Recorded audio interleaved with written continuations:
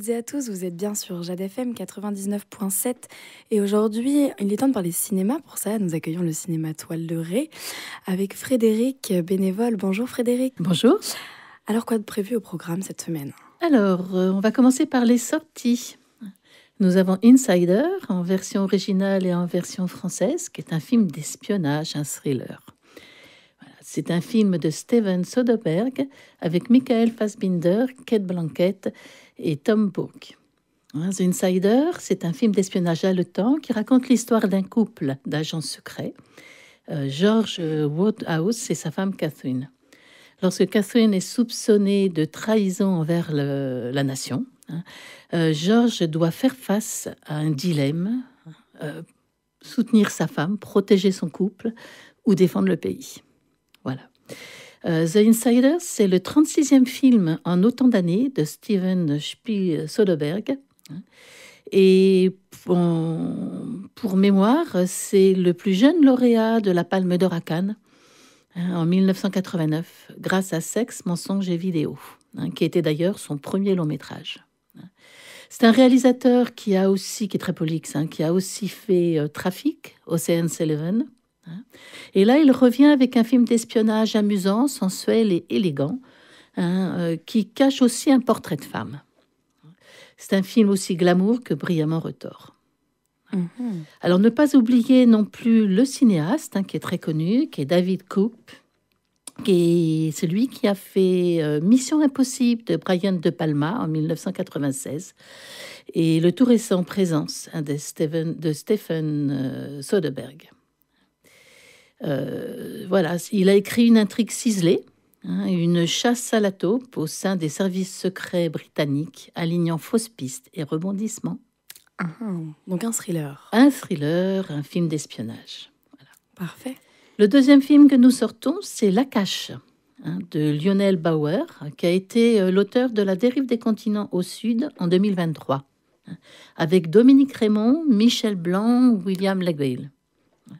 Alors Christophe a 9 ans, il vit les événements de mai 68, planqué chez ses grands-parents dans l'appartement familial à Paris, entouré de ses oncles et de son arrière-grand-mère. Tous bivouaquent autour d'une mystérieuse cache qui révélera peu à peu ses secrets. Alors, La Cache, c'est une adaptation très libre du roman autobiographique du même nom de Christophe Boltanski, qui avait reçu le prix Femina en 2015 pour ce livre. L'auteur y raconte l'histoire de sa famille qui était hantée par la Seconde Guerre mondiale et histoire sur plus d'un siècle. Le réalisateur, quant à lui, s'est focalisé sur une période très très brève, mai 68. Oui, une période très connue, donc de manifestations intenses, voilà, de rébellion. Voilà, qui va renvoyer pas mal de peur et de hantise à cette famille, en fait. Et l'histoire, ça se passait, c'est presque un huis clos, dans un drôle d'appartement chic, rue de Grenelle, où vit une famille bourgeoise et anticonformiste, une tribu fusionnelle. Pour le casting, il va y avoir plusieurs mentions spéciales. Dominique Raymond, qui joue Mère Grand, une daronne bourgeoise régissant tout son petit monde. À Michel Blanc, qui joue Père Grand, son mari médecin. À Ethan Chimianti, qui joue Christophe, avec un jeu plein de présence et de fraîcheur, et qui va se trouver confronté à ce monde d'adultes hors norme, confiné dans cet appartement. Et enfin, Liliane Rover, qui était inoubliable dans la série 10%, qui joue, c'est un nom superbe, Arrière-pays, qui joue l'arrière-grand-mère ukrainienne, qui voyage constamment dans ses souvenirs. Voilà. Donc La Cache, c'est un petit miracle de comédie, plein de tendresse et de fantaisie, et qui offre à Michel Blanc un très beau rôle, à sa mesure, son dernier rôle, pour quitter la scène avec élégance, entouré dans un casting aux petits oignons. Un bel hommage. Voilà, un bel hommage, sachant qu'il y a quand même un film encore qui va sortir, mais qui avait été tourné avant, dans quelques temps. Ok, voilà, très bien. Alors ensuite, nous avons Bonjour l'asile, qui est une comédie de Judith Davis, avec Judith Davis, Claire Dumas et Maxence Tual. Alors, le synopsis. Jeanne quitte quelques jours le stress de la vie urbaine pour aller voir sa grande amie Elisa, récemment installée à la campagne. Au cœur des bois voisins, un château abandonné, devenu tiers-lieu, foisonne d'initiatives collectives.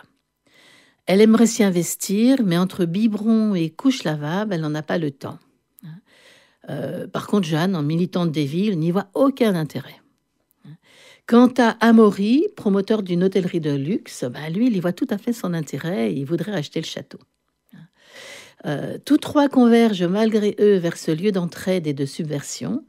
Mais combien de temps cet asile d'aujourd'hui pourra-t-il résister à ce monde de fous? Voilà. Donc, c'est le deuxième long métrage réalisé par Judith Davis, après Tout ce qu'il me reste de la Révolution, qui est sorti en 2019 et qui avait été un succès surprise. Certaines critiques ont comparé ce film au premier film de l'italien Nanni Moretti. Donc, c'est quand même une sacrée référence. Alors, donc c'est en fait les interactions entre ces deux femmes qui ont vraiment eu des parcours de vie différentes, mais c'est aussi l'histoire de cette maison qui jouxte en fait ce tiers-lieu associatif appelé l'HP, mais pour hospitalité permanente, où on y rencontre de doux dingues et des paumés.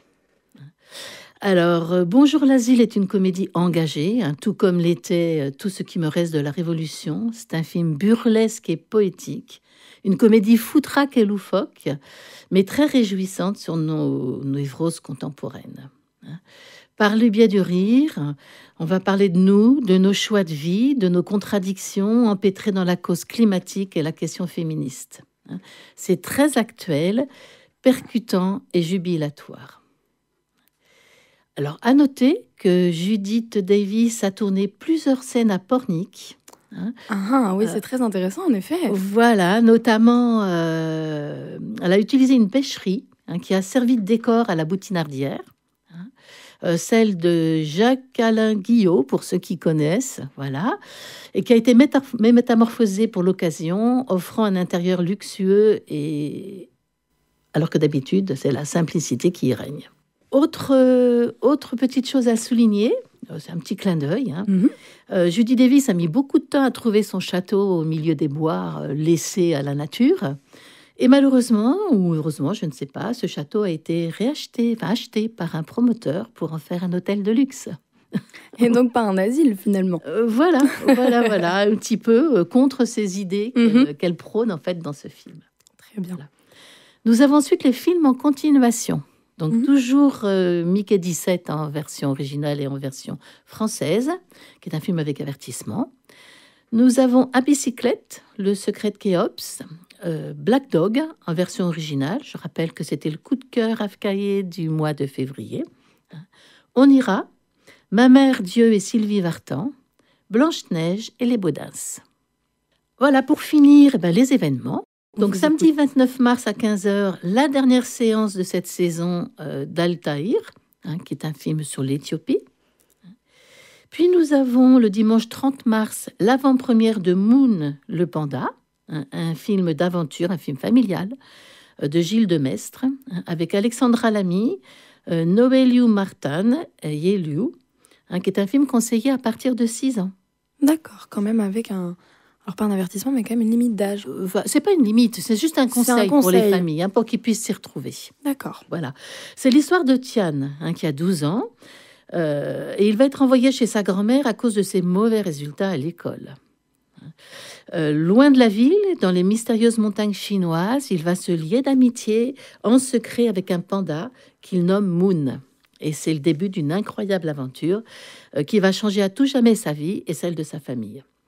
Une histoire d'amitié. Une histoire de grande amitié, oui. Alors, c'est un film réalisé donc par Gilles Demestre, qui, pour rappel, avait fait Le Loup et le Lion, et Mia et le Lion Blanc. Donc, Moon le Panda est une aventure familiale mêlant l'émotion, poésie et suspense. C'est une histoire tendre et palpitante, avec un nouveau récit d'amitié extraordinaire entre un enfant et un animal. Voilà pour ce film. Donc, c'est un film familial. Les vacances arrivent en plus à grands pas. Donc, c'est un film qui sera intéressant, qui aborde les thèmes de la nature, de l'enfance et de l'amitié sincère, et aussi qui prône les valeurs humaines comme la bienveillance et la solidarité.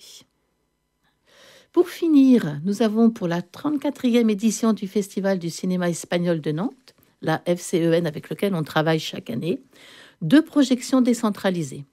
Alors, il y en a une dont je ne vais pas parler parce que c'est jeudi 3 avril, donc on en parlera la fois d'après, c'est Dos Madres de Victor Iriarte.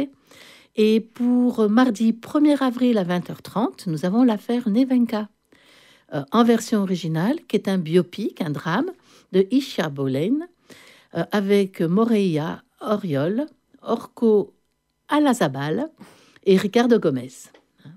Donc, c'est un film en fait qui se passe à la fin des années 90 et Nevenka Fernandez a été une élue à 25 ans, conseillère municipale auprès du maire de Ponferrada, c'est un maire très charismatique et populaire qui s'appelle Ismaël Alvarez. Pour Nevenka, c'est le début d'une descente aux enfers. Elle va être manipulée, harcelée pendant des mois par le maire. Et pour s'en sortir, elle décide de dénoncer ses agissements et lui intente un procès. Alors, l'affaire Nevenka est inspirée d'une histoire vraie, l'histoire vraie de Nevenka Fernandez, l'une des premières femmes à avoir dénoncé publiquement Ismaël Alvarez. C'est le premier MeToo espagnol politique. Et donc dénoncer en fait cet homme qui l'a agressé sexuellement dans les années 1990. Et oui, j'ai vu aussi, je me suis renseignée un petit peu, j'ai vu qu'elle n'avait pas du tout été soutenue en fait lors de son procès. Non, parce qu'il était très charismatique, ce maire, donc effectivement les gens n'ont pas compris quoi. Elle a eu en fait gain de cause un peu plus tard avec le hashtag MeToo. Voilà, et elle a eu gain de cause en gagnant son procès. Bien évidemment. À noter les 2 très bons interprètes, mais aussi le fait que Isha Bolen, c'est une cinéaste très engagée.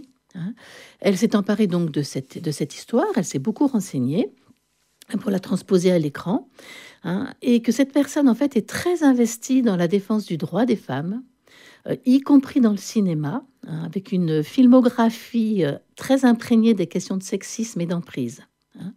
Elle a d'ailleurs fondé la CIMA en Espagne, qui est une association des femmes du cinéma, de l'audiovisuel et des médias, afin d'encadrer ces femmes contre les dérives et les discriminations.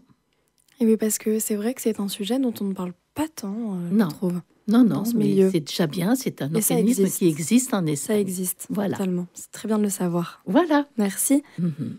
C'est tout pour cette fois. Parfait. Et très bonne semaine au cinéma. Merci bien, au revoir. Merci Frédéric, au revoir.